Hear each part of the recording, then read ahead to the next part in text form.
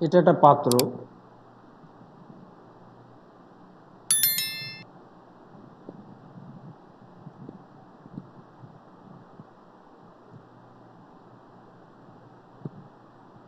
এটা একটা বস্তু,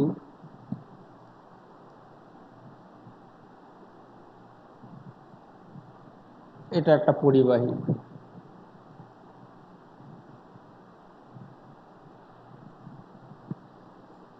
এই পাত্রে যদি জল ঢালি তাহলে জলের লেভেল ক্রমশ বাড়বে, যত জল ঢালবে জলের লেভেল তত বাড়বে। তার মানে আমরা বলতে পারি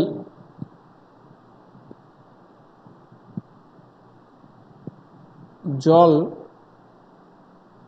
প্রপোর্শনাল টু জলের লেভেল।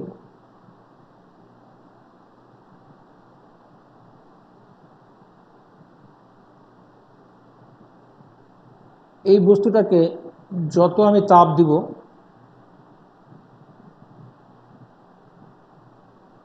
এই বস্তুটার উষ্ণতা তত বাড়বে।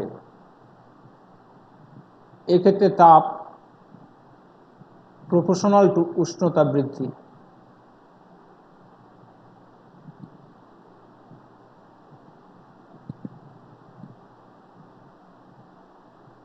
এখানে জলের লেভেলের বৃদ্ধি। আর এই বস্তুকে আমি যত আধান দিব এই পরিবাহীকে,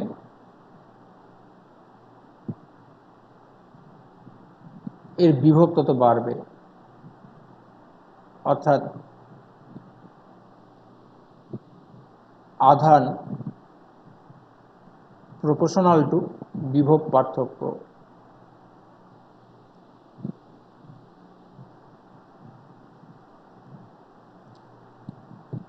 তাহলে প্রথম ক্ষেত্রে জলের যা ভূমিকা, দ্বিতীয় ক্ষেত্রে তাপের ভূমিকাটাও সেম, তৃতীয় ক্ষেত্রে আধানের ভূমিকাটা সেম।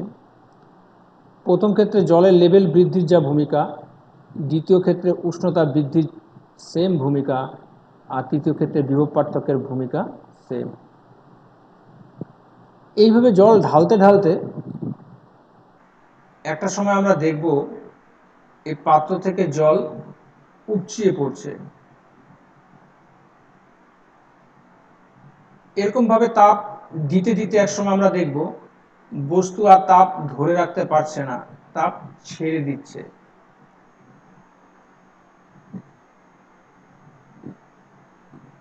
এইভাবে আধান দিতে দিতে একসময় দেখব আমরা বস্তু আর আধান ধরে রাখতে পারছে না, আধানকে ছেড়ে দিচ্ছে। তাহলে আমরা বলতে পারি এই পাত্রটার একটা আধান ধরে রাখার ক্ষমতা আছে, এই বস্তুটার একটা তাপ ধারণ ক্ষমতা আছে, আর এই পরিবাহীর একটা আধান ধরে রাখার ক্ষমতা আছে। তো তিনটা জিনিস প্রায় একই রকম। পাত্রটার জল ধারণ ক্ষমতা আছে, এই বস্তুটার তাপ ধারণ ক্ষমতা আছে, আর এই পরিবাহীর আধান ধারণ ক্ষমতা আছে। ওই ধারণ ক্ষমতার বাইরে যদি জল দাও সেই জলটা উপচিয়ে পড়বে, ওই ধারণ ক্ষমতার বেশি যদি তাপ দাও তাপটা ছেড়ে দিবে, আর ওই ধারণ ক্ষমতার বেশি যদি তুমি আধান দাও আধানটা ছেড়ে দিবে। তাহলে আমরা এখানে বলতে পারি জল ইকুয়াল টু একটা কনস্ট্যান্ট আসবে, এই কনস্ট্যান্টটাই হচ্ছে আমাদের পাত্রের ধারণ ক্ষমতা,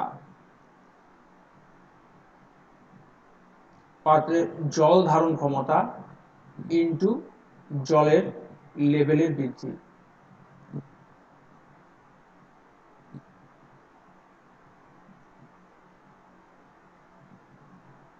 দ্বিতীয় ক্ষেত্রে আমরা বলতে পারি তাপ সমান সমান তাপ ধারণ ক্ষমতা, এটাকে আমরা বলি হচ্ছিল তাপ ধারকত্ব ইনটু উষ্ণতা বৃদ্ধি।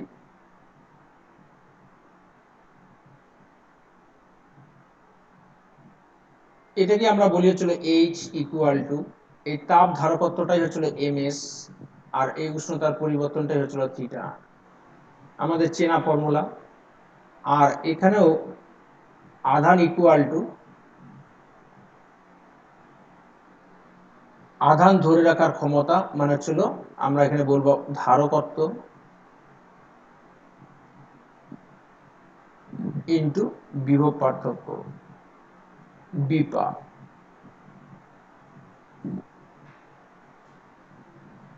তাহলে আধানকে আমরা কিউ দ্বারা প্রকাশ করি, তাহলে কিউ ইকুয়াল টু এই ধারকত্বকে আমরা সি দ্বারা প্রকাশ করি আর এই বিভব পার্থক্যকে আমরা ভি দ্বারা প্রকাশ করি। তাহলে এইটি হচ্ছে আমাদের এই চ্যাপ্টারের main formula, Q equal to CV, আধান ইকুয়াল টু ধারকত্ব ইন্টু বিভব। তাহলে এই তিনটা জিনিস থেকে আমাদের একটা জিনিস ক্লিয়ার, সেটা ছিল একটা পরিবাহীর আধান ধরে রাখার ক্ষমতা আছে, এই আধান ধরে রাখার ক্ষমতাটাকেই আমরা বলবো ধারকত্ব। যেই পরিবাহীর ধারকত্ব যত বেশি হবে সেই পরিবাহী তত বেশি আধান ধরে রাখতে পারবে। তাহলে যেটা বললাম আমাদের এই চ্যাপ্টারের মেইন ফর্মুলা ছিল কিউ ইকুয়াল টু সিভি, এটাকে নিয়েই আমাদের এই চ্যাপ্টারে চলতে হবে। তাহলে এখান থেকে আমরা বলতে পারি C equal to Q by V. তাহলে এখান থেকে আরো আমরা বলতে পারি ভি যদি 1 হয় তাহলে সি ইকুয়াল টু কিউ। অর্থাৎ এখান থেকে আমরা ধারকত্বের সংজ্ঞা দিতে পারি।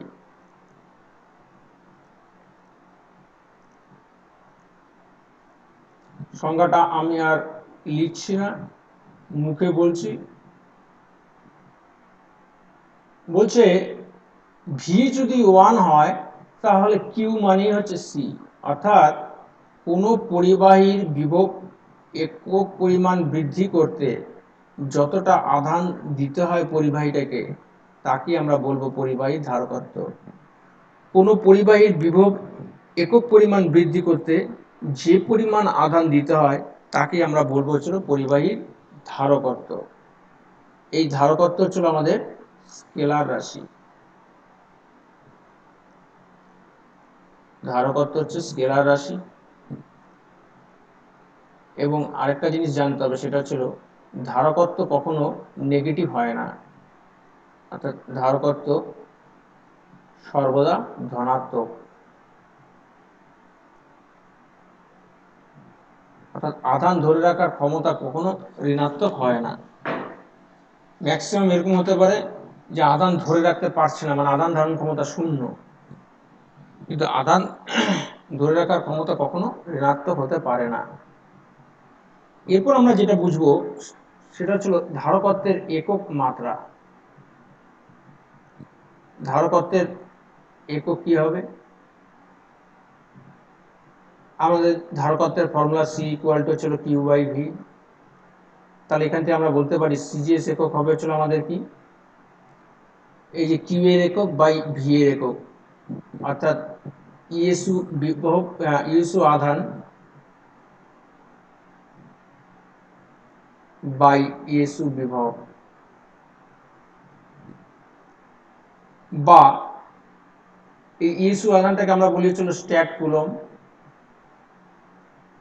বাই ইএসইউ বিভবটাকে আমরা বলি হচ্ছে স্ট্যাট ভোল্ট।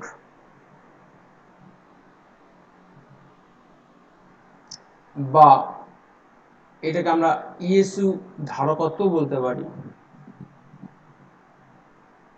বা এটাকে আমরা স্ট্যাট ফ্যারাডও বলতে পারি।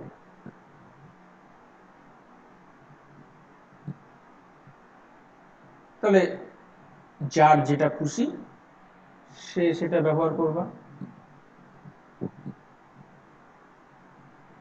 এসআই একক তাহলে আমাদের কি হবে? আধানের একক বাই বিভব পার্থক্যের একক, তার মানে কুলম পার ভোল্ট। এইটাকে যদি পছন্দ না হয় তাহলে আমরা বলবো চলো ফ্যারাড, সংক্ষেপে লিখলে ক্যাপিটাল এফ, আর যদি পুরোটা লিখতে চাও তাহলে স্মল এফ, ফ্যারাড। 1 ফ্যারাড মানে হচ্ছিল 1 coulomb by 1 volt is equal to 1 coulomb মানে হচ্ছে 3 × 10⁹ স্ট্যাট কুলম বাই 1 ভোল্ট মানে ছিল 1/300 stat volt is equal two 9 × 10⁻11 stat farad. এই হচ্ছে সিজিএস আর এসআই এককের সম্পর্ক ধারকত্বের। তো মাত্রিয় সংকেত কি হবে? ধারকত্বের মাত্রিয় সংকেত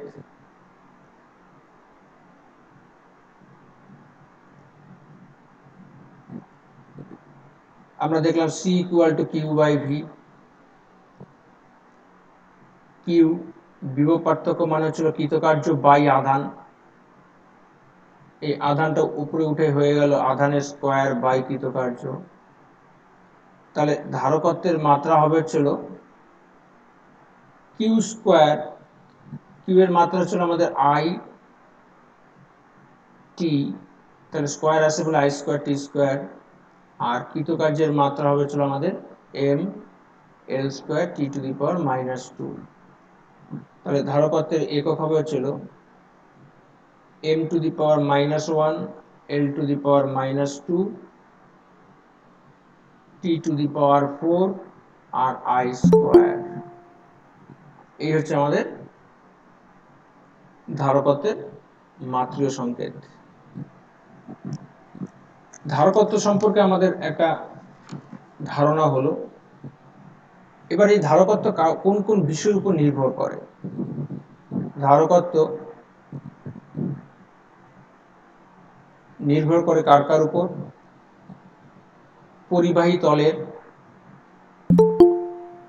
পরিবাহী তলের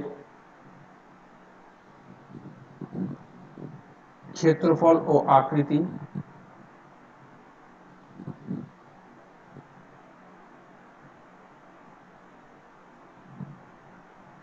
আর কার উপর নির্ভর করে? মাধ্যমটা কি আছে, অর্থাৎ পার্শ্বিক মাধ্যমের প্রকৃতি,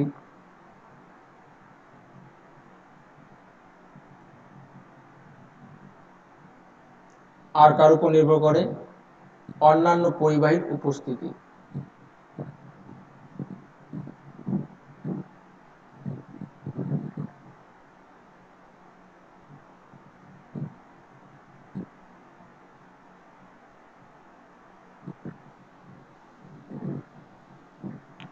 ধারকত্ব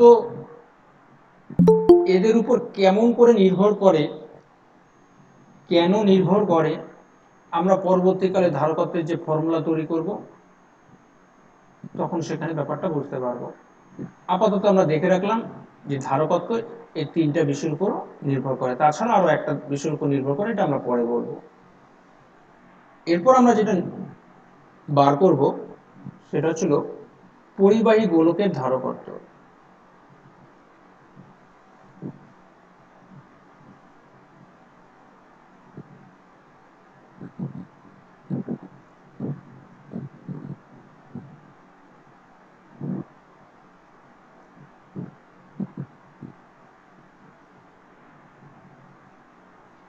এক্ষেত্রে আমি বলে রাখি যে ধারকত্ব মানে হচ্ছিল Q/V। যে ভালো বিভব বার করতে পারে সে ভালো ধারকত্ব বার করতে পারবে। আর আমরা জানি E = V/R, বা অসম তড়িৎ প্রবলের ক্ষেত্রে E = -dV/dR। সেই ভালো বিভব বার করতে পারবে যে ভালো প্রাবল্য বার করতে পারে। আর আমরা জানি গাউসের সমীকরণ থেকে ∫E.ds = Q/ε0।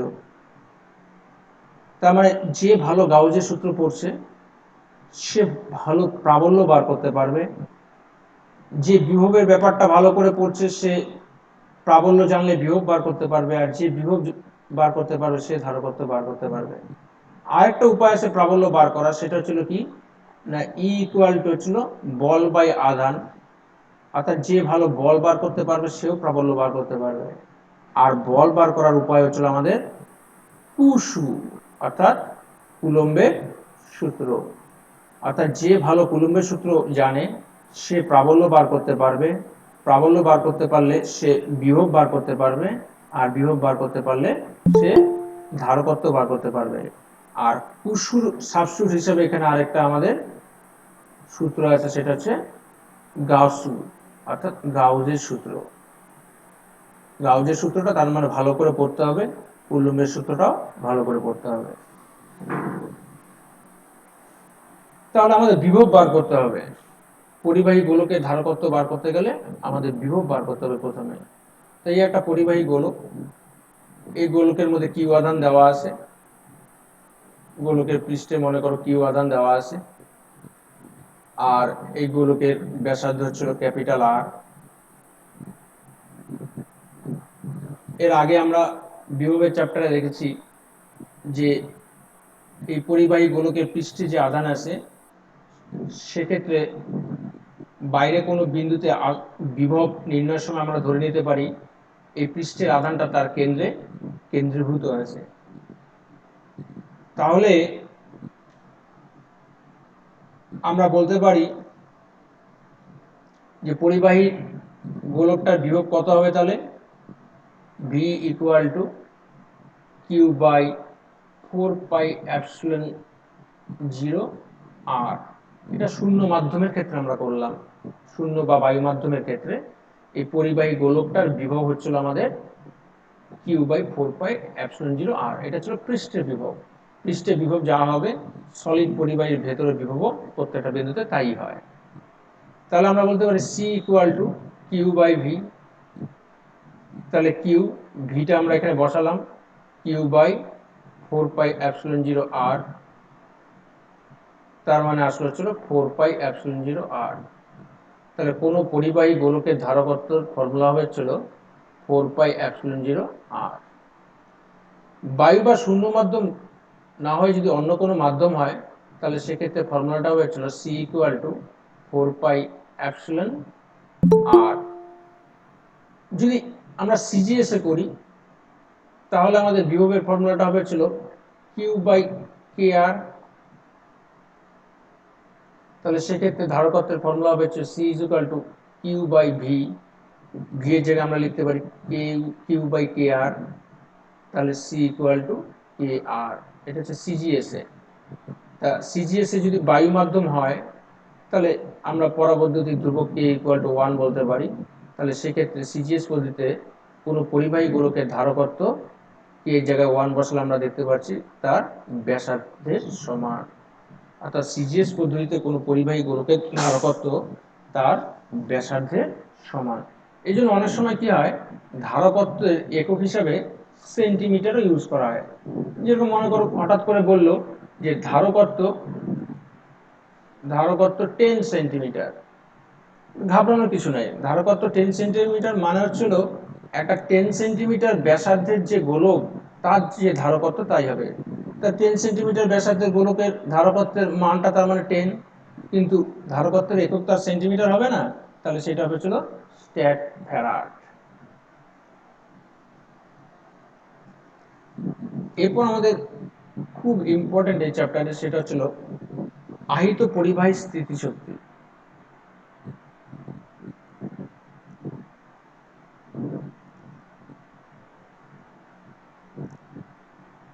আহিত পরিবাহী স্থিতিশক্তি।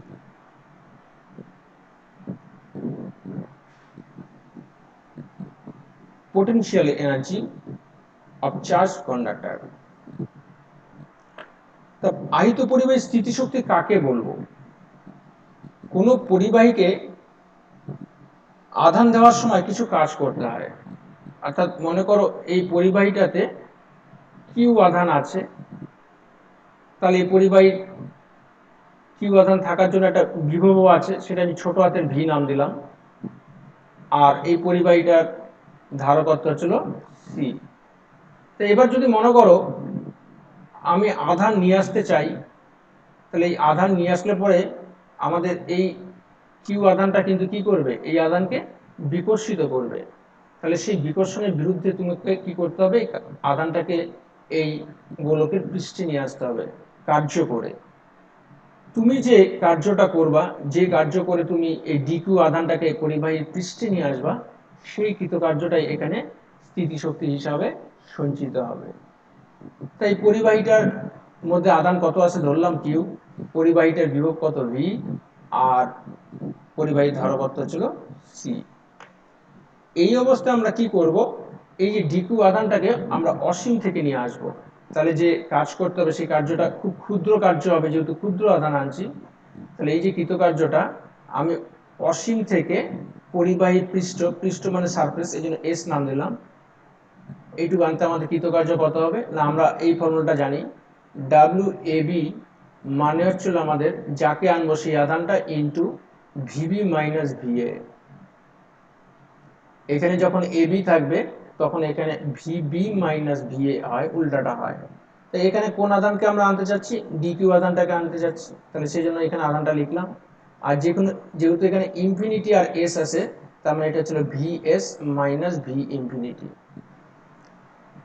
তাহলে ডি ডাব্লিউ, এটা বোঝানোর জন্য আমি এত কিছু লিখলাম, ইনফিনিটি এস, এত কিছু লেখার দরকার নেই, শুধু ডি ডাব্লিউ লিখলেই হবে।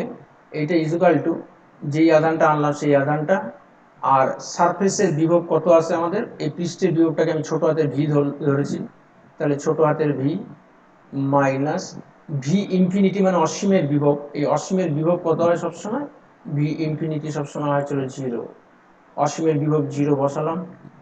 তাহলে ডি ডাব্লিউ ইজুকাল টু আমাদের দাঁড়ালো গিয়ে ভি ডি কিউ। তাহলে এই পরিবাহী গোলকটার আধান হচ্ছে কিউ, বিভব হচ্ছে ভি, আর ধারকত্ব ছিল সি। তাহলে এদের মধ্যে রিলেশন আমাদের কি, Q equal to C V. তাহলে আমি বলতে পারি V equal to Q by C. এই ভি এর মানটা আমি এই ভি এর জায়গায় বসিয়ে দিই, তাহলে আমাদের ডি ডাব্লিউ ইকুয়াল টু আসছে হচ্ছিল Q by C D Q. তাহলে এই ডিকিউ পরিমাণ আধান আনতে আমাকে এইটুক কার্য করতে হলো, আর এই কার্যটাই ওই পরিবাহী গোলকের স্থিতিশক্তি হিসাবে সঞ্চিত হবে। তা আমি মনে করো এই পরিবাহী গোলকের পৃষ্ঠে ক্যাপিটাল কিউ আধান জড়ো করতে চাই, তাহলে আমার মোট কৃতকার্য কত হবে, এটাকে তাহলে ইন্টিগ্রেশন করতে হবে। আগে মনে করো কোনো আধান ছিল না, তাহলে এটা শূন্য, আমি এখন ক্যাপিটাল কিউ আধান জড়ো করতে চাই, এখন কৃতকার্য হচ্ছে আমার ডাব্লিউ। তাহলে আমরা বলতে পারি ইন্টিগ্রেশন করে ডাব্লিউ ইকুয়াল টু, এখানে নিশ্চয়ই এতদিন ইন্টিগ্রেশন শিখে গেছো তোমরা, ইন্টিগ্রেশন করে লিমিট বসালে পরে আসবে হচ্ছিল আমাদের Q square by two C. তাহলে এটি হচ্ছিল আমাদের স্থিতিশক্তির ফর্মুলা। এই কৃতকার্যটাই এখানে আমাদের স্থিতিশক্তি হিসাবে সঞ্চিত হবে। এটা কিন্তু আমাদের তড়িৎ স্থিতিশক্তি, মনে রাখবো, মহাকর্ষ স্থিতিশক্তি না কিন্তু। আবার এবার কিউ আধান জড়ো করাতে ওর বিভব মনে করো বড় ভি, আর ধারকত্ব তো যা ছিল তাই, তাহলে এই ক্যাপিটাল কিউ এর জায়গায় তুমি এটা লিখতে পারো সি ভি। তাহলে স্থিতিশক্তির আরেকটা ফর্মুলা হবে হচ্ছিল C square capital V square by two C. C C কেটে গিয়ে তাহলে আমাদের ফর্মুলাটা দাঁড়াচ্ছে গিয়ে হাফ সি ভি স্কোয়ার। এই হাফ সি ভি স্কোয়ারটাকে আমরা একটু স্টাইল করে লিখতে পারি, half C V into V. এই সি ভি মানেই তো কিউ, তাহলে আরেকটা ফর্মুলা আমরা তৈরি করলাম কিউ ভি বাই টু। এইটা খুব একটা ইউজ হয় না, এই দুটোই আমাদের ইউজ হয়। মনে রাখবো একটা জিনিস, যখন কিউ কনস্ট্যান্ট থাকে তখন আমরা এইটা ইউজ করি, আর যখন ভি কনস্ট্যান্ট থাকে তখন আমরা এই ফর্মুলাটা ইউজ করি। ভি কনস্ট্যান্ট থাকলে আমরা এই ফর্মুলাটা ইউজ করি, আর কিউ কনস্ট্যান্ট থাকলে আমরা এই ফর্মুলা ইউজ করি। নিউমেরিক্যাল করার সময় আমরা দেখতে পাবো কিভাবে ইউজ করি। এরপর হচ্ছিল দুটি পরিবাহীর মধ্যে আধান বন্টন।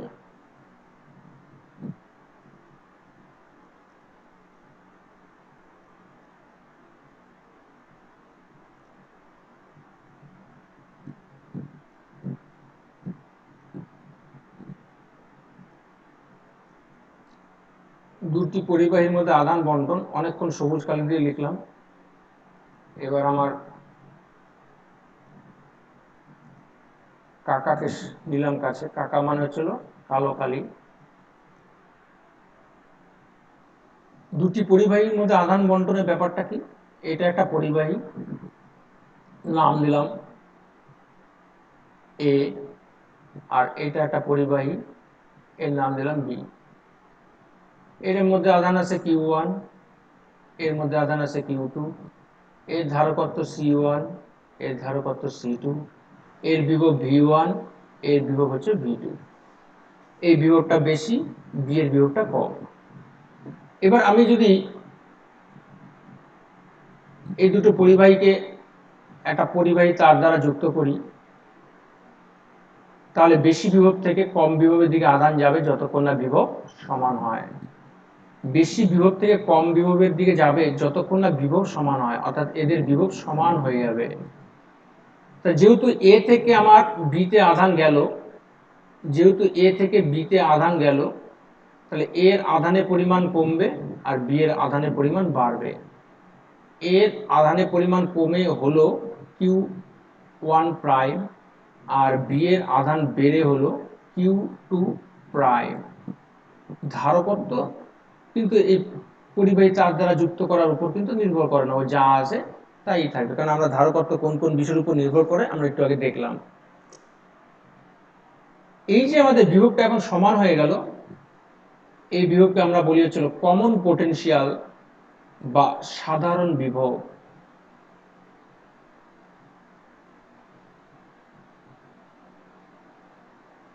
এখন দেখো, যখন আমি এ আর বি কে একটা পরিবাহী তার দ্বারা যুক্ত করলাম, তখন এ থেকে আধান বিতে গেল, এর আধান কমলো, বি এর আধান বাড়লো, কিন্তু মোট আধান কিন্তু আমাদের সংরক্ষিত, কারণ বাইরে থেকে কিন্তু কোনো আমরা আধান সরবরাহ করিনি।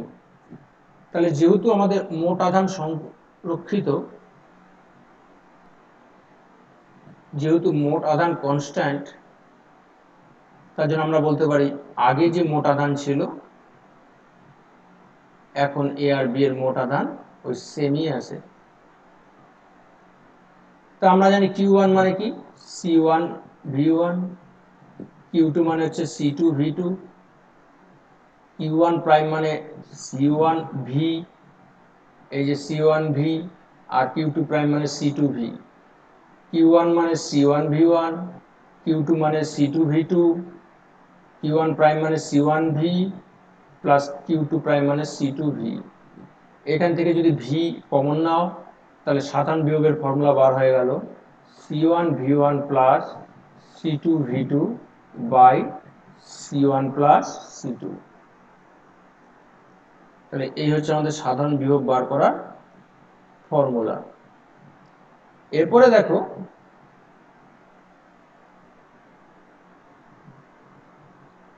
এই C1 V1 মানে Q1 আর C2 V2 মানে Q2 by C1 plus C2। এই Q1 আর Q2 এর মধ্যে যদি একটা ঋণাত্মক হয় তাহলে সেই জায়গাটা ঋণাত্মক বসে যাবে, যদি Q1 ঋণাত্মক হয় তাহলে মাইনাস Q1 বসাবো এখানে। তাহলে সাধারণ বিভবের ফর্মুলা বার হয়ে গেল। এবার আমরা যেটা বার করবো সেটা হচ্ছে প্রথম গোলকে এখন আধান কত আর দ্বিতীয় গোলকের এখন আধান কত। তাহলে আমরা বলতে পারি প্রথম গোলকের বর্তমান আধান হচ্ছিল Q1 প্রাইম, এটা হচ্ছিল C1 V। এই V এর এই মানটা এখানে বসিয়ে দাও, তাহলে C1 V1 plus C2 V2 by C1 plus C2। আর দ্বিতীয় পরিবাহী যেটা ছিল B, এই B এর বর্তমান আধান হবে হচ্ছিল C2 V। C2 V এর মানটা আমরা বসিয়ে দিই C1 V1 plus C2 V2 by C1 plus C2। এখন দেখো, এই A গোলকের আগে আধান ছিল Q1, এখন A গোলকের আধান কমে হলো হচ্ছিল Q1 প্রাইম। তাহলে কতটা কমলো, তার মানে এর আধান হ্রাসের পরিমাণ, এটা মানে হচ্ছিল বি এর প্রাপ্ত আধান, যতটা আধান বিতে গেছে, এটাকে আমরা কিভাবে বার করবো, তাহলে Q1 থেকে Q1 প্রাইম বিয়োগ করব।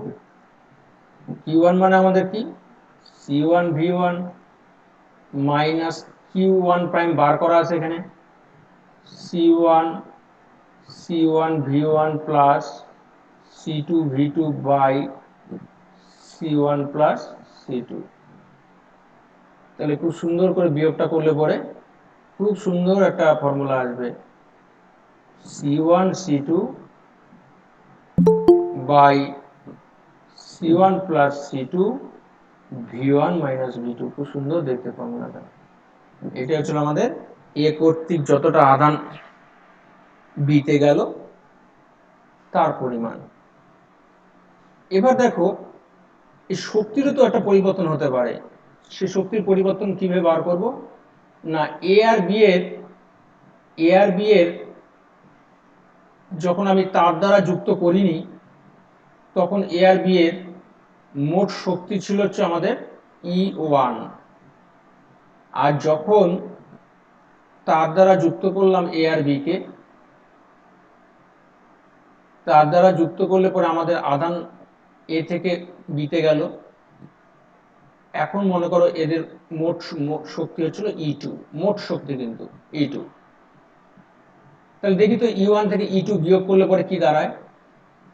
এই E1 মাইনাস E2 করবো আমরা, এটার নাম দিলাম আমরা ডেল্টা ই। শক্তির পরিবর্তন বোঝানোর জন্য ডেল্টাটা ইউজ করছি। এই E1 মানে হচ্ছিল আমাদের এই দুজনের শক্তির যোগফল। প্রথমটা শক্তি কত হবে এর, না শক্তির ফর্মুলা আমরা একটু আগে দেখলাম। কি ফর্মুলা আমরা তৈরি করছিলাম? W equal to half CV square. সেটি আমরা এখানে ইউজ করব। তাহলে প্রথমটার ক্ষেত্রে হচ্ছিল আমাদের হাফ C1 V1 স্কোয়ার, দ্বিতীয়টার ক্ষেত্রে আমাদের হাফ C2 V2 স্কোয়ার, আর এটার ক্ষেত্রে হচ্ছিল হাফ C1 V স্কোয়ার, আর এটার ক্ষেত্রে হাফ C2 V স্কোয়ার। এই হচ্ছে আমাদের ফর্মুলা। তাহলে আমরা এখানে লিখতে পারি আগে শক্তি কত ছিল তার দ্বারা জয়েন করার আগে, half C1 V1 square plus half C2 V2 square minus এখন শক্তি কত আছে, half C1 V square plus half C2 V square. এই আরামসে V স্কোয়ার দুটো কমন যায়, হাফটাও কমন যায়। তাহলে কমন নিলে পরে আমাদের কি থাকবে? কমন নিলে থাকবে হচ্ছে আমাদের এখানে হাফটা কমন যায়, না নিলেও চলে, C2 V2 স্কোয়ার মাইনাস এখানে হাফ কমন নিলাম, C1 প্লাস C2 পড়ে থাকলো, V স্কোয়ারটা এই দিকে রাখলাম, half C1 V1 square C2 V2 square minus half C1 plus C2। আর এই V স্কোয়ার মানে হচ্ছিল আমরা সাধারণ বিভবের যে ফর্মুলাটা তৈরি করছিলাম, C1 V1 plus C2 V2 by C1 plus C2 তার হোল স্কোয়ার। তো একটা করে C1 প্লাস C2 কাটবে। এবার তুমি যদি বিয়োগটা করো তাহলে আবার একটা দেখতে সুন্দর ফর্মুলা আসবে, half C1 C2 by C1 plus C2 V1 minus V2 whole square. এটা হচ্ছে আমাদের শক্তির পরিবর্তনের ফর্মুলা।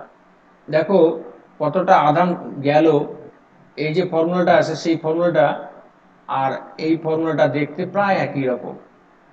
এখানে নতুন করে কি আসলো, এখানে একটা হাফ আসছে আর এখানে একটা স্কোয়ার আসছে, এই একটা হাফ আসছে আর এই একটা স্কোয়ার আসছে।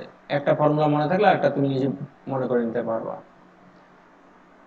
তাই ধারকত্ব কখনো ঋণাত্মক হয় না, আজকে শুরুতেই আমি বলছি, তার মানে এটা ধনাত্মক। আর V1 মাইনাস V2 যদিও বা ধনাত্মক হয়, ঋণাত্মক হয়, তাহলে দেখো তার স্কোয়ার আছে, মানে এটাও ধনাত্মক। তাহলে এইটাও ধনাত্মক, এইটাও ধনাত্মক, তার মানে এটা হচ্ছিল পজিটিভ। তার মানে ডেল্টা ই মানে হচ্ছিল E1 মাইনাস E2, অর্থাৎ E1 থেকে E2 কে বিয়োগ করলে পজিটিভ আসছে। তার মানে বলতে পারি E1 গ্রেটার দেন E2, অর্থাৎ তার দ্বারা যুক্ত করার আগে শক্তি বেশি ছিল গোলক দুটার, তার দ্বারা যুক্ত করার পর শক্তিটা কিছুটা হ্রাস পেয়েছে। তা হ্রাস পেল কেন? যখন তুমি এই পরিবাহী গোলক দুটোকে একটা তার দ্বারা যুক্ত করছো তখন কি হয়েছে, এখানে স্পার্কিং হয়েছে, বাংলা যেটাকে আমরা বলেছিল স্ফুলিঙ্গ। স্পার্কিং হলে আমাদের কি হয়, আলো উৎপন্ন হয়, তাপ উৎপন্ন হয়, শব্দ উৎপন্ন হয়। তার মানে এই যে শক্তিটা কমলো, এই হ্রাসপ্রাপ্ত শক্তিটা আমাদের তাপ শক্তিতে, আলোক শক্তিতে, শব্দ শক্তিতে কনভার্ট হয়েছে। ঠিক আছে। এরপর হচ্ছিল ধারক কাকে বলে। এতক্ষণ ধরে আমরা পরিবাহী ধারকত্ব নিয়ে আলোচনা করছিলাম, এখন আমরা ধারকের ধারকত্ব নিয়ে আলোচনা করব। ধারক জিনিসটা কি? যে আধান ধরে রাখতে পারে তাকে আমরা বলি ধারক। যে আধান ধরে রাখতে পারবে তাকে আমরা বলবো ধারক। যার রোধ আছে তাকে বলি আমরা রোধক। রোধকের ইংরাজি রেজিস্টর আর ধারকের ইংরাজি ক্যাপাসিটর। তা এখানে আমরা তার সঙ্গে একটা জিনিস যুক্ত করব, যে বিশেষ ব্যবস্থার মাধ্যমে, অর্থাৎ আমরা একটা ব্যবস্থা বা একটা পদ্ধতি অবলম্বন করব, যেই ব্যবস্থার মাধ্যমে আমরা একটা পরিবাহীর আধান ধরে রাখার ক্ষমতাটাকে বৃদ্ধি করতে পারবো। মানে আমাদের টার্গেট হচ্ছিল একটা পরিবাহী যতটা আধান ধরে রাখতে পারে তার থেকে যেন আরো বেশি ধরে রাখতে পারে।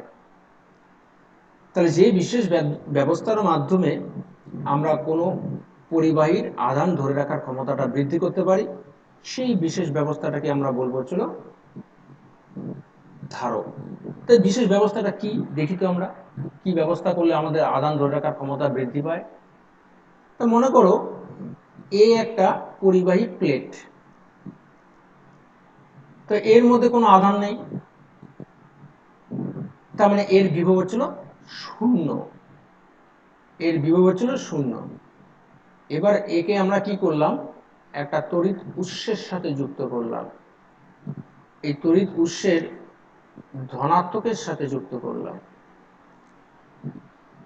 তাহলে যেহেতু এই উৎসের বিভব বেশি আর এই প্লেটের বিভব শূন্য, তাহলে বেশি বিভব থেকে কম বিভবের দিকে আধান যাবে যতক্ষণ না বিভব সমান হয়। যেহেতু ধনাত্মক প্রান্তের সাথে যুক্ত করছি, তাহলে এখানে ধনাত্মক আধান আসবে যতক্ষণ না উৎসের বিভব আর এই প্লেটের বিভব সমান হয়। ধরি উৎসের বিভব আর প্লেটের বিভব সমান হলো এবং এই দুটাই 20 হলো, তাহলে এখন প্লেটের বিভব 20 ভোল্ট। তাহলে আমরা এই পরিবাহীটাকে এই তড়িৎ উৎসের সাথে যুক্ত করাতে এই পরিবাহী কিছু আধান ধরে রাখলো।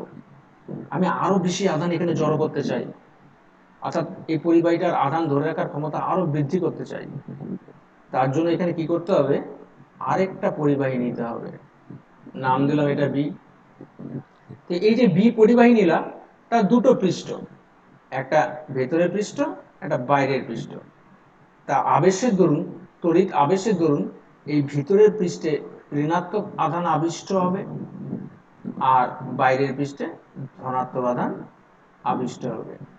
এই তড়িৎ আবেশ, চুম্বক আবেশ, এই জিনিসগুলি নিশ্চয়ই জানো, যে এটা যদি একটা তড়িৎগ্রস্ত পরিবাহী হয়, তা এখানে যদি তুমি আরেকটা এরকম পরিবাহী নিয়ে আসো, তাহলে কাছের প্রান্তে বিপরীত আধান আবিষ্ট হয় আর দূরবর্তী প্রান্তে ধনাত্মক আধান আবিষ্ট হয়। ঠিক চুম্বকের ক্ষেত্রে তাই হয়। এটা যদি একটা চুম্বকের নর্থ পোল হয়, এটা হচ্ছে সাউথ পোল হয়। এখানে যদি একটা লোহার দণ্ড নিয়ে আসো, তাহলে আবেশের দরুন কাছে বিপরীত মেরু সৃষ্টি হবে আর দূরবর্তী প্রান্তে সমমেরু সৃষ্টি হবে। এটা হচ্ছে চৌম্বক আবেশ আর এটাকে বলি আমরা তড়িৎ আবেশ। এবার এই ঋণাত্মক আধানগুলি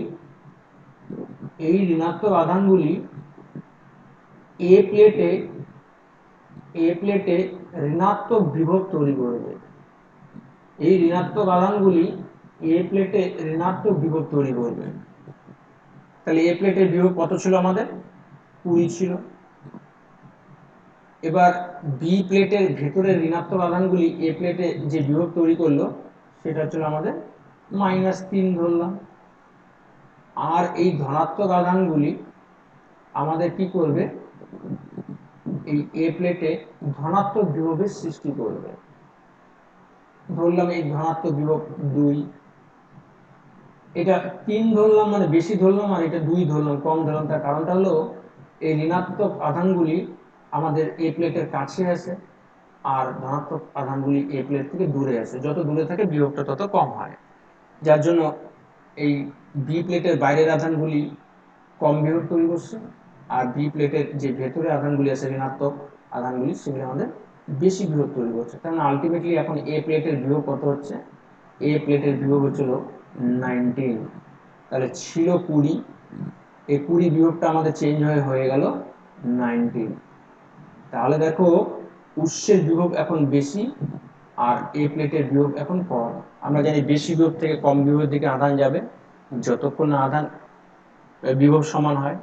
তাহলে আমাদের আরো কিছু আধান এখানে জড়ো হবে, নতুন কিছু আধান তাহলে আমাদের এ প্লেটে আসলো উৎস থেকে। তার মানে আধান ধরে রাখার ক্ষমতাটা আমি বৃদ্ধি করলাম। তাহলে একটা প্লেট না নিয়ে যদি আমি দুটো প্লেট নেই তাহলে আমাদের আধান ধরে রাখার ক্ষমতাটা বৃদ্ধি পায় দেখছি। এবং কতক্ষণ আধান আসবে, যতক্ষণ আবার বিভব সমান হয়। তাই এইটার বিভব 20তেই কনস্ট্যান্ট রাখছি।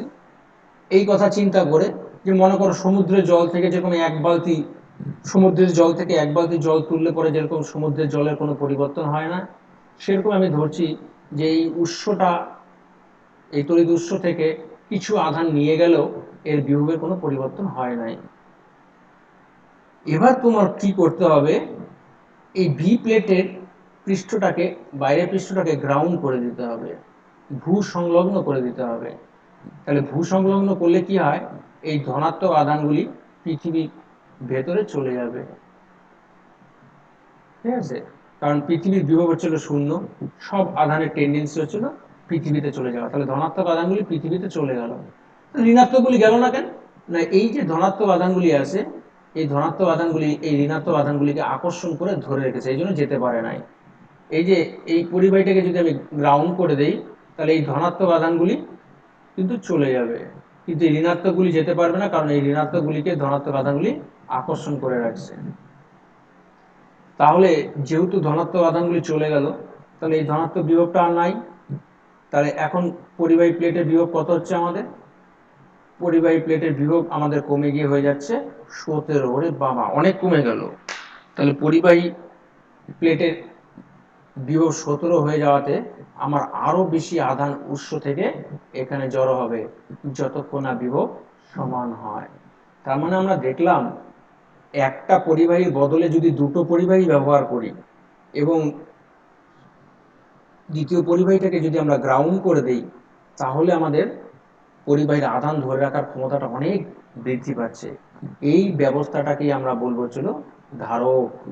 এবার আমি এটাকে সার্কিটটাকে কমপ্লিট করে দিলাম। তাহলে এটি হচ্ছিল ধারক।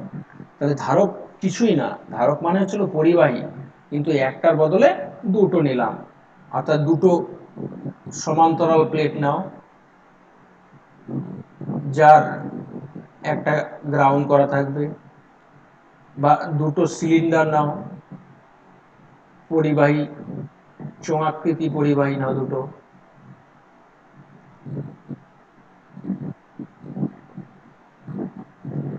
যার একটাকে গ্রাউন্ড করা থাকবে, বা একটা পরিবাহী গোলক আর আরেকটা পরিবাহী গোলক নিলাম, একটাকে গ্রাউন্ড করা থাকে।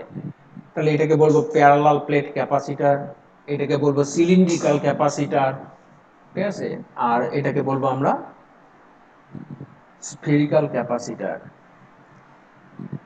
রোধকের সিম্বল যেরকম, এটা হচ্ছে রোধকের সিম্বল, সেরকম ধারকত্বের সিম্বল হচ্ছিল এইটা। অনেক সময় ধারকত্বের সিম্বলের সাথে ব্যাটারি সিম্বলটা উল্টো পাল্টা হয়ে যায়। ব্যাটারি না, কোষের আর কি, কোষের সিম্বল হচ্ছিল এইটা। অর্থাৎ কোষে একটা প্লেট বড় থাকবে আর একটা ছোট থাকবে, কিন্তু ধারকের দুটোই কিন্তু আমাদের সেম সাইজের দাগ হবে। তাহলে এটা ছিল আমাদের চিহ্ন বা সিম্বল গেল।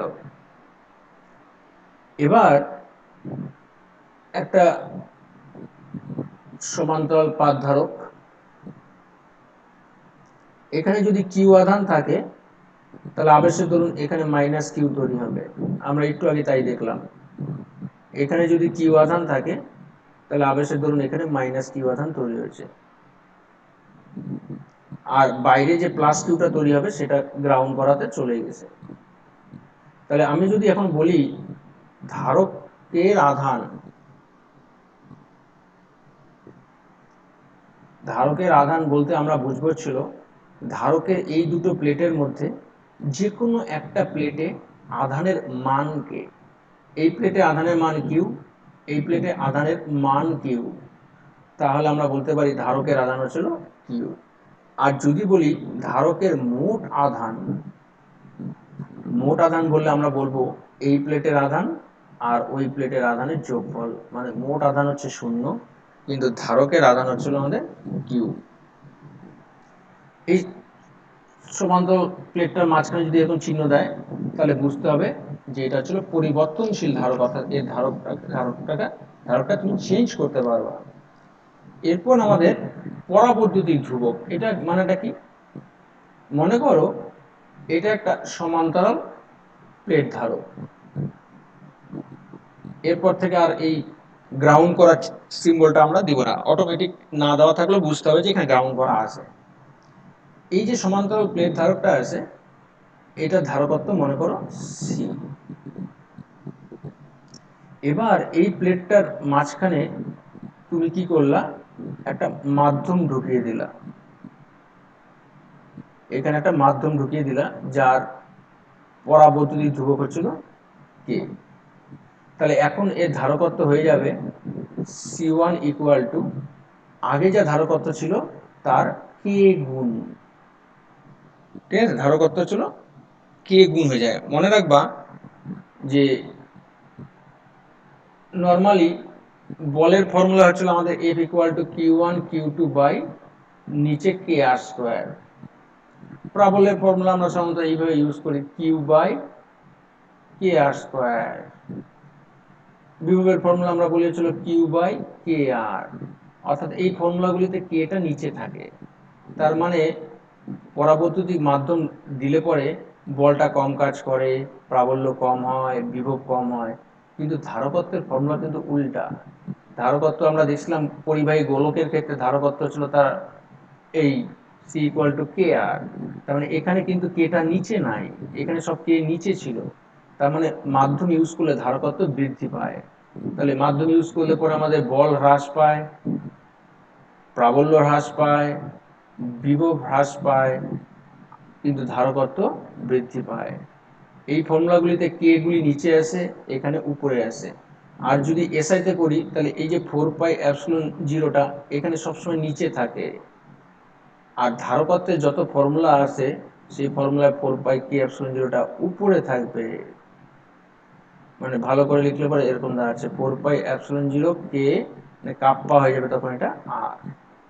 যখন 4 পাই এপসিলন জিরো এপসিলন ইউজ মানে এসআইতে করবা তখন কেটা কাপ্পা হয়ে যাবে। তাহলে C1 by C equal two দাঁড়াচ্ছে গিয়ে কেসি বাই সি, মানে হচ্ছিল কে।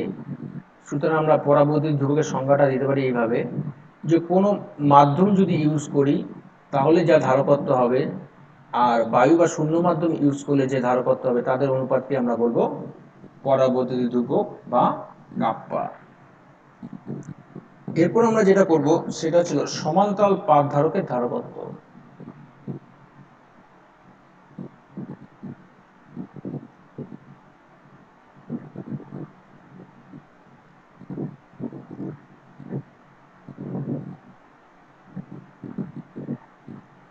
এটা মনে করো সমান্তরাল প্লেট ধারক,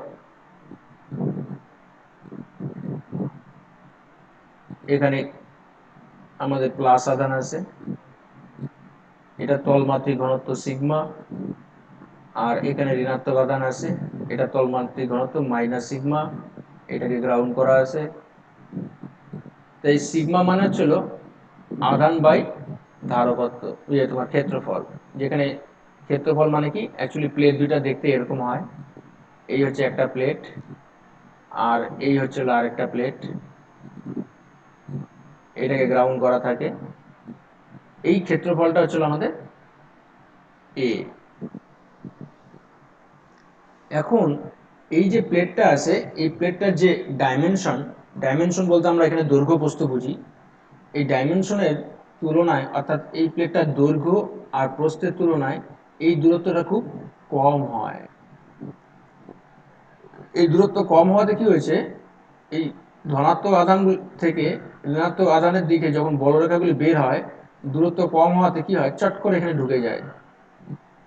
আর দূরত্ব যদি বেশি হতো, মনে করো এই একটা প্লেট আর এই একটা প্লেট অনেক দূরে যখন হবে, তখন প্লাস থেকে যখন মাইনাসের দিকে বলরেখাগুলি যাবে তখন বলরেখাগুলি বেঁকে যাবে। তার মানে এখানে হচ্ছিল সুষম প্রাবল্য, আর এখানে যেহেতু তোমার বলরেখাগুলি বেঁকে গেল, এখানে অসম প্রাবল্য। তা আমরা এখানে সুষম প্রাবল্য ধরে করতে চাই, অর্থাৎ এখানকার প্রাবল্যটা ছিল সুষম। তাহলে বলরেখাগুলি সব সমান্তরাল হবে, সুষম প্রাবল্যে বলরেখাগুলি সমান্তরাল হয়, বলরেখাগুলি ধনাত্মক থেকে ঋণাত্মকের দিকে যায়। তাহলে এই দুটো প্লেটের মধ্যে দূরত্বটাকে নাম দিলাম ডি। সুতরাং প্রথম কাজ হচ্ছিল আমাদের এখানকার প্রাবল্য বার করতে হবে। এখানকার মোট প্রাবল্য হচ্ছিল আমাদের, এই প্লেটটার জন্য আমাদের এখানে প্রাবল্য, তা আমাদের এরকম একটা প্লেটের জন্য, পরিবাহী প্লেটের জন্য প্রাবল্যের ফর্মুলা হচ্ছিল সিগমা বাই 2 কাপ্পা এপসিলন 0, যেখানে কাপ্পাটা হচ্ছিল এইখানে যে মাধ্যমটা আছে তার পরাবৈদ্যুতিক ধ্রুবক। আর এই যে প্লেটটা আছে এই প্লেটের জন্য আমাদের একই হবে সিগমা বাই 2 কাপ্পা এপসিলন 0। এখানে একটা জিনিস বোঝার আছে যে আমি প্লাস করলাম কেন। এখানে যে ধনাত্মক প্লেটটা আছে সেখান থেকে তার জন্য প্রাবল্যটা হবে ছিল বাইরের দিকে, আর এখানে যে ঋণাত্মক প্লেটটা আছে তার জন্য এখানে প্রাবল্যটা হবে ছিল ঋণাত্মকের দিকে, অর্থাৎ ভেতর দিকে। এই যে দুটো প্রাবল্য একই দিকে হওয়াতে আমি যোগ করলাম। কিন্তু যদি এখানে বার করতাম, এই ধনাত্মকের জন্য এখানে প্রাবল্য বাইরের দিকে, আর এই ঋণাত্মকের জন্য এখানে প্রাবল্য হবে ছিল ঋণাত্মকের দিকে, তাহলে এই ক্ষেত্রে কিন্তু বিয়োগ করতে হতো। তাহলে এই দুটো প্লেটের মাঝখানে আমাদের প্রাবল্য এই কারণে যোগ করতে হচ্ছে। তাহলে যোগ করলে আমাদের আসবে ছিল কি সিগমা বাই কাপ্পা এপসিলন 0। এই সিগমার জায়গায় কিউ বাই এ বসা দাও, তাহলে কিউ বাই কাপ্পা এপসিলন 0 এ। তাহলে প্রাবল্য বার হয়ে গেল। প্রাবল্য বার করার পর আমাদের নেক্সট স্টেপ হচ্ছে বিভব বার করা। আমরা জানি E equal to minus DV by DR যখন অসম প্রাবল্য, আর E equal to V by R যখন সুষম প্রাবল্য। আমরা এখানে সুষম প্রাবল্য ধরে করাতে আমরা এই ফর্মুলাটা ইউজ করব, এটা করব না। তাহলে আমাদের বিভব মানে হচ্ছিল প্রাবল্য ইন্টু দূরত্ব। এই দূরত্ব মানে হচ্ছে এই দুটো প্লেটের মধ্যে দূরত্ব কত ধরা আছে, ডি ধরা আছে, তাহলে ই ডি। তাহলে Q D by kappa epsilon 0 A, এই হচ্ছে আমাদের বিভব পার্থক্য দুটো প্লেটের মধ্যে। তাহলে ধারকত্ব মানে হচ্ছিল আধান বাই বিভব পার্থক্য। তাহলে Q by Q D kappa epsilon 0 A, K Q Q cancel হয়ে গেল। তাহলে সমান্তরাল পাত ধারকের ধারকত্বের ফর্মুলা আসলে হচ্ছিল আমাদের এইটা। তাহলে এই ফর্মুলা থেকে আমরা এখন বলতে পারি ধারকত্ব কোন কোন বিষয়ের উপর নির্ভর করে। তাহলে ধারকত্ব নির্ভর করে কি, আকারের উপর, মানে ক্ষেত্রফলের উপর, এটা ছিল ডি। তারপরে ছিল দুটো পরিবাহীর মধ্যে দূরত্বের উপর, কোনো মাধ্যম আছে কিনা তার উপর, আর গ্রাউন্ড করছো কি করো নাই তার উপর। ভূসংলগ্ন করলে ধারকত্বটা বৃদ্ধি পায়। এবার ছিল মিশ্র পরাবৈদ্যুতিক ধ্রুবক।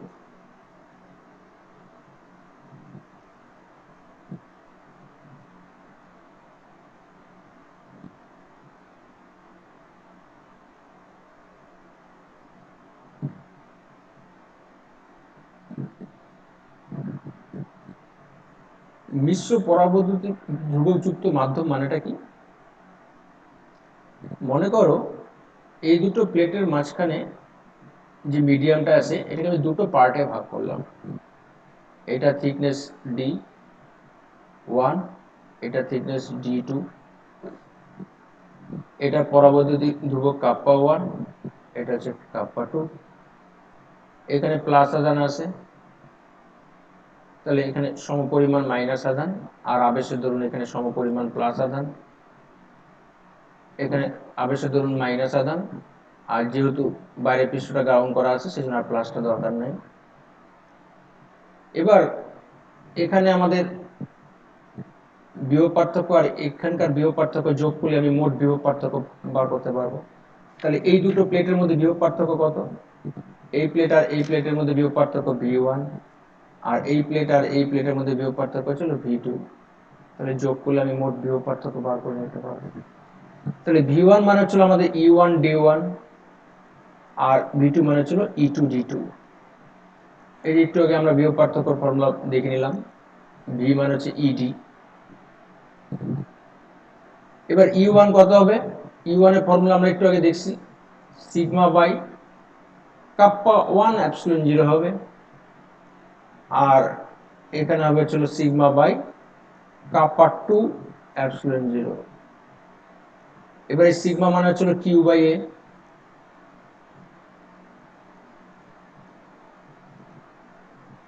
এখানেও তাই কিউ বাই এ বসাই। তাহলে এখান থেকে আমরা বলতে পারি যে ভি ইকুয়াল টু হবে হচ্ছিল এইটা। তাহলে ধারকত্ব ইজ ইকুয়াল টু হচ্ছিল আমাদের কিউ বাই ভি। তাহলে এখান থেকে কমন নিলে পরে আমার কি আসবে? কিউ বাই, এখানে কিউ কমন যায়, এ কমন যায়, এপসিলন 0 কমন যায়, থাকে হচ্ছিল d1 by k1 plus d2 by k2। Q Q cancel হয়, এটা উপরে উঠে যায়। তাহলে এবার আমাদের ধারকত্বের ফর্মুলা দাঁড়াচ্ছে C equal to A epsilon 0 by d1 by k1 plus d2 by k2। যদি অনেক মাধ্যম থাকে তাহলে আমি কেমন করে লিখবো? A epsilon 0 by d1 by k1 plus d2 by k2, আরো যদি মাধ্যম থাকে তাহলে d3 by k3 plus dot dot dot dot dot dot. এবার দেখি আমরা যে দুটো প্লেট নিয়ে একটা ধারক হয়, যার ধারকত্ব সি ইকুয়াল টু হচ্ছিল আমাদের kappa epsilon 0 A by D. তাহলে তিনটা প্লেট নিয়ে আমাদের কি হবে? একটা না হয় দুটো ধারক প্যারালালে থাকবে, যার জন্য আমাদের এইটা হবে। যদি আমরা এরকম চারটা প্লেট নিই তাহলে তখন আসবে ছিল C is equal to 3 epsilon 0 A by D. এই দুটো প্লেটকে যুক্ত করলাম আর এই দুটো প্লেটকে যুক্ত করলাম। তো এরকম যদি n সংখ্যক থাকে প্লেট তাহলে তখন হবে ছিল n-1 epsilon 0 a by D. অর্থাৎ দুটোর ক্ষেত্রে এখানে 1 আসছে, তিনটার ক্ষেত্রে এখানে 2 আসছে, চারটা প্লেটের ক্ষেত্রে 3 আসছে, তাহলে n সংখ্যক প্লেটের ক্ষেত্রে n-1 আসবে। ও কাপ্পাটা দেওয়া নেই, কাপ্পা তাহলে এখানে দিয়ে থাকবে যদি মিডিয়াম থাকে।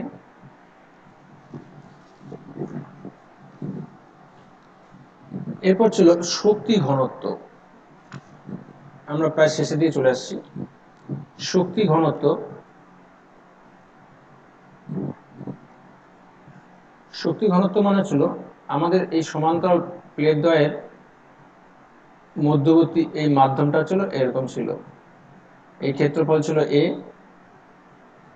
আর এদের মধ্যে ডিসটেন্সটা ছিল ডি। তার শক্তির ফর্মুলা আমরা কি জানি? E equal to half CV square.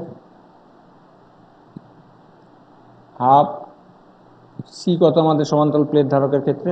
Epsilon 0 A by D. আর বিভব পার্থক্য মানে কি? আমরা বিভব পার্থক্য মানে একটু আগে দেখছি ঈদ। তাহলে দাঁড়াচ্ছে কি হাফ এপসিলন 0 এ স্কোয়ার ডি, একটা করে ডি ক্যান্সেল হয়ে গেছে। তাহলে এই যে শক্তিটা আসলো এটাকে যদি তুমি আয়তন দিয়ে ভাগ করো তাহলে এটি হবে ছিল শক্তি ঘনত্ব। শক্তি ঘনত্ব মানে একক আয়তনের শক্তি। তাহলে আয়তন দিয়ে ভাগ করব, এটার আয়তন কত? না, এটার আয়তন হচ্ছে এডি। ডিডি ক্যান্সেল হলো, এ ক্যান্সেল হয়ে গেল। তাহলে শক্তি ঘনত্বের ফর্মুলা আসলো হাফ এপসিলন 0 স্কোয়ার। এটা আমাদের পরবর্তীকালে তড়িৎচুম্বকীয় তরঙ্গের ওখানে লাগবে। এরপর হচ্ছিল ধারকের সমবায়। যখন রোধ শ্রেণী সমবায় থাকে তখন আমরা জানি R1 R2 যদি এটা হয় তখন আমাদের এই দুটোর মধ্যে দিয়ে কারেন্টটা সেম কারেন্ট যায় কিন্তু বিভবটা আলাদা হয়। তাহলে সেক্ষেত্রে আমরা বলতে পারি R1 প্লাস R2 হচ্ছিল তুল্য ধারকত্ব। আর যখন প্যারালালে থাকে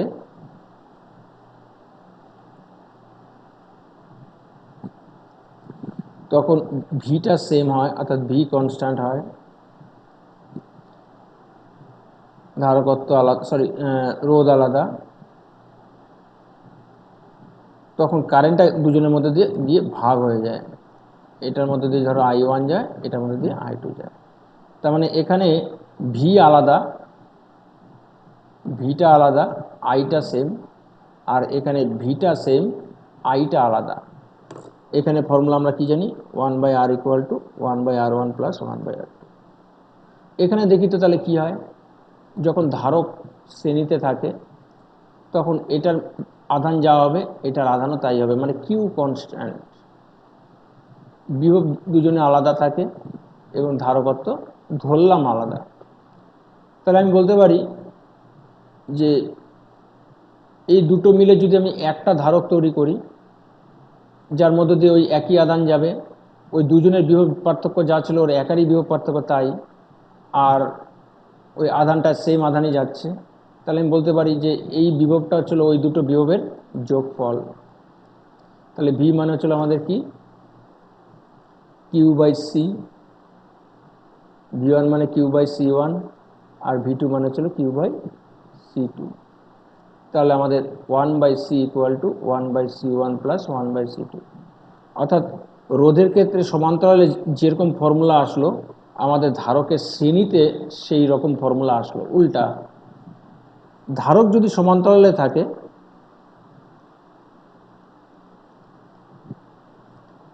তাহলে এই রোধের মতনই দুটোর মধ্যে আধান আলাদা হবে। এখানে ওখানে যেমন কারেন্ট আলাদা ছিল, এখানে আধান, কিন্তু দুটার ভিটা হচ্ছে কনস্ট্যান্ট, ভোল্টেজটা একই থাকবে।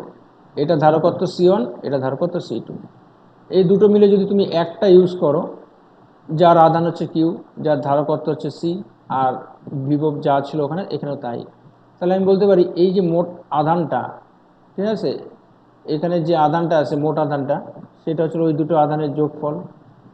অর্থাৎ এই আধানটা কি দুটো ধরো পার্টে ভাগ হয়েছে, তাহলে কিউ ইকুয়াল টু হচ্ছে আমাদের C1V, CV। Q1 মানে হচ্ছে C1V, আর Q2 মানে হচ্ছিল C2V। অর্থাৎ ভিটা হচ্ছিল সেমই আছে, দেখো এখানেও ভি আছে, এখানেও ভি আছে। তাহলে C equal to C1 plus C2। অর্থাৎ এখানে শ্রেণীতে যে ফর্মুলাটা আসছে ধারকের ক্ষেত্রে সমান্তরাল সমবায়ে সেম ফর্মুলা আসলো। এটা জানি রোধের সাথে উল্টো পাল্টা না হয়ে যায়, এই জিনিসটা খেয়াল রাখতে হবে। তাহলে আমাদের এই হচ্ছে টোটাল ধারকত্বের চ্যাপ্টারটা। আরেকটা জিনিস আমি বলে রাখি, ধারকের এই যে দুটো প্লেট আছে, এটা মনে করো প্লাস কিউ, এটা মাইনাস কিউ। এই প্লেটের জন্য এখানে প্রাবল্য কত হবে, E is equal to sigma by 2 kappa epsilon 0। অর্থাৎ সিগমা জায়গায় যদি আমি কিউ বাই এ লিখি তাহলে 2 a k এপসিলন 0। তাহলে এই প্লেটে মাইনাস কিউ আধান আছে, তাহলে এই মাইনাস কিউ আধানের উপর কত বল কাজ করবে, বল মানে আমরা জানি প্রাবল্য ইন্টু আধান। আমি ভেক্টর সাইন দিলে মাইনাস আধানের জন্য মাইনাস সাইনটা ইউজ করতাম, ভেক্টর আমি দেইনি। তাহলে ই এর জায়গায় বসাবো আমরা Q by 2 a k epsilon 0। তার মানে এটা ছিল বলের ফর্মুলা, ঠিক আছে, এটা হচ্ছিল বলের ফর্মুলা। অর্থাৎ একটা প্লেটে প্লাস কিউ আধান থাকার দরুন অন্য প্লেটে মাইনাস কিউ আধানের উপর এই পরিমাণ বলটা আমার কাজ করছে, ঠিক আছে। তাহলে আমাদের ধারকত্বের চ্যাপ্টারটা শেষ হয়ে গেল। এবার এই ভিডিওটা ভালো করে দেখো, কোনো রকম ডাউট থাকলে বলবা যে এই জায়গাটা প্রবলেম হচ্ছে। আর এটার যে নিউমেরিক্যালগুলি আছে এই নিউমেরিক্যালগুলি এবার ভালো করে করো।